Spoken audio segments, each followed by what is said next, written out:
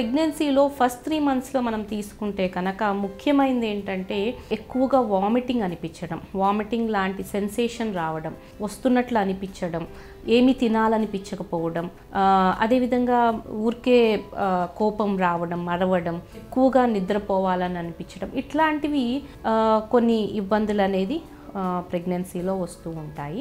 అదేవిధంగా మనము ఎప్పుడైతే కనుక ఒక్కొక్కసారి ప్రెగ్నెన్సీలో కడుపులో నొప్పి కనుక ఏమన్నా అనిపిస్తే, ఎస్పెషల్లీ ఈ ఏదైతే స్కాన్లో కన్ఫర్మ్ కాకముందు కనుక కడుపులో నొప్పి అనేది అనిపిస్తే కనుక వెంటనే డాక్టర్ని కన్సల్ట్ చేసి ఈ గర్భిణి ఎక్కడ ఉంది అన్నది, గర్భసంచి లోపల ఉందా, గర్భాశయం లోపల ఉందా, బయట ఉందా అన్నది కన్ఫర్మ్ చేసుకోవాలి. అదేవిధంగా కొంతమందికి ఈ ప్రెగ్నెన్సీలో హార్ట్ బర్న్ అంటాం, అంటే గ్యాస్ట్రైటిస్ ప్రాబ్లం, ఈ ఎసిడిటీ ప్రాబ్లం అనేది కొంతమందిలో ప్రెగ్నెన్సీలో తీవ్రంగా అనిపిస్తుంది. దీనివలన ఏమీ తినలేకపోవటం, పొట్ట ఉబ్బరంగా అనిపించడం, ఎప్పుడు కడుపులో ఫుల్గా అనిపించడం, ఏదన్నా ఫుడ్ చూస్తే వామిటింగ్ సెన్సేషన్ రావడం, తేపులు రావడం, గ్యాస్ ఎక్కువ రిలీజ్ అవ్వటం. సో ఇట్లాంటివి ఈ ఎసిడిటీ ప్రాబ్లమ్స్ అనేది కూడా ప్రెగ్నెన్సీలో చాలామందికి తరచుగా చూస్తూ ఉంటాము. కొంతమంది ప్రెగ్నెన్సీలో అనుకున్న దానికంటే ఎక్కువ బరువు పెరుగుతూ ఉంటారు. నార్మల్ యావరేజ్ వెయిట్ ఉన్న వాళ్ళు ప్రెగ్నెన్సీలో 11 to 13 kgs వరకు కూడా బరువు పెరగవచ్చు అని చెప్తూ ఉంటాం. కొంతమంది 15 kgs, 18 kgs, 20 kgs అట్లా బాగా ఎక్కువగా అనేది బరువు పెరగటం వలన ఆ బరువు రిలేటెడ్ ప్రాబ్లమ్స్ రావటం, వ్యారికోజ్ వెయిన్స్ రావటం, కాళ్ళల్లో వాపులు రావడం, కదలటానికి ఇబ్బంది అనిపించడం. సో వీటన్నిటి వలన ఈ అధిక బరువు రిలేటెడ్ ప్రాబ్లమ్స్ అనేది కూడా ఫేస్ చేస్తూ ఉంటారు. అదేవిధంగా మనం ప్రెగ్నెన్సీ మొత్తం కూడా ఎట్లా బరువు సరిగ్గా పెరుగుతున్నారా లేదా, ఏమన్నా బీపీ పెరుగుతుందా, హై బీపీ అవుతుంటే కనుక దానికి తగిన మెడిసిన్స్ తీసుకోవడం, అదేవిధంగా షుగర్కి సంబంధించింది ఏమన్నా డయాబెటీస్ కానీ ఏమన్నా వస్తుందా, దాన్ని జెస్టేషనల్ డయాబెటీస్ అంటాము, అవన్నీ ఏమన్నా వస్తున్నాయా చూసుకోవడం. అదేవిధంగా లోపల ఉన్న బిడ్డ ఎదుగుదల ఎట్లా ఉంది, అంటే లోపల ఉమ్మనీరు అంతా బాగుందా లేదా, గ్రోత్ అనుకున్న విధంగా బేబీ పెరుగుతుందా లేదా కొంతమందిలో ఎక్కువ పెరగటం జరుగుతుంది, కొంతమందిలో తక్కువ పెరగటం జరుగుతుంది.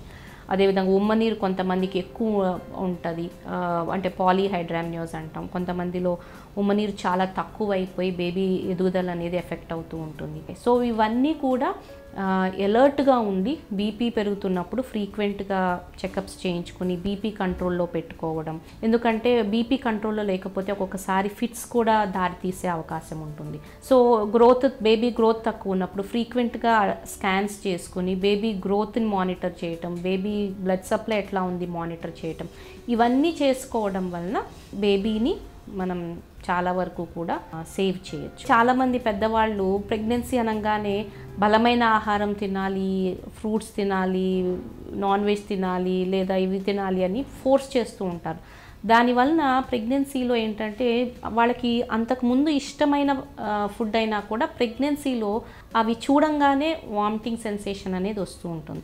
సో ఎక్కువ ఫోర్స్ చేయకోకుండా వాళ్ళని బలవంతం పెట్టి ఇంకా వామిటింగ్స్ ఎక్కువ వచ్చేటట్లు చేసుకునే కన్నా లిమిటెడ్ ఫుడ్, కొంచెం తక్కువ ఆహారం ఎక్కువ ఫ్రీక్వెంట్ ఇంటర్వల్స్లో తీసుకోవటం వలన ఈ వామిటింగ్ సెన్సేషన్ అనేది తగ్గుతుంది. అండ్ చాలామందికి ఏంటంటే ఈ వామిటింగ్స్ ట్యాబ్లెట్స్ ఇవన్నీ వేసుకుంటే మంచిది కాదు, లోపల బేబీ ఎఫెక్ట్ అవుతుంది అనే అపోహ కూడా ఉంటుంది. సో మనకి ఈ వామిటింగ్స్ ట్యాబ్లెట్స్ వేసుకునే ట్యాబ్లెట్స్ కన్నా కూడా వామిటింగ్స్ ఫ్రీక్వెంట్గా అవ్వటం వలన ఈ వచ్చే ప్రాబ్లమ్స్ వలన కూడా బేబీ ఎఫెక్ట్ అయ్యే అవకాశం ఉంటుంది.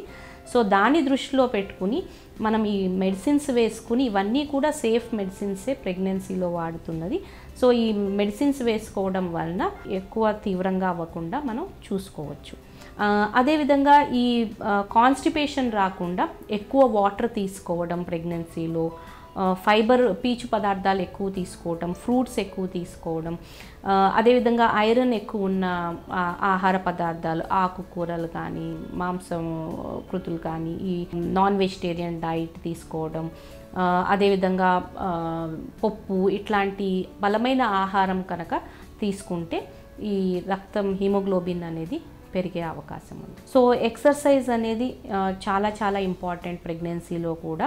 రోజుకి ఒక 15-20 మినిట్స్ వాకింగ్, అదేవిధంగా పెల్విక్ ఫ్లోర్ ఎక్సర్సైజెస్ అనేది ఉంటుంది. ఇవన్నీ చేయడం వలన ఈ నార్మల్ లేబర్కి ప్రిపరేషన్ అనేది జరుగుతూ ఉంటుంది. సో నార్మల్ లేబర్ అప్పుడు అంత పెయిన్స్ ఎక్కువ లేకుండా సులువుగా డెలివరీ అయ్యేటానికి ఈ యాంటీనేటల్ ఎక్సర్సైజెస్ అనేది, పెల్విక్ ఫ్లోర్ ఎక్సర్సైజెస్ అనేది ఉపయోగపడుతుంది.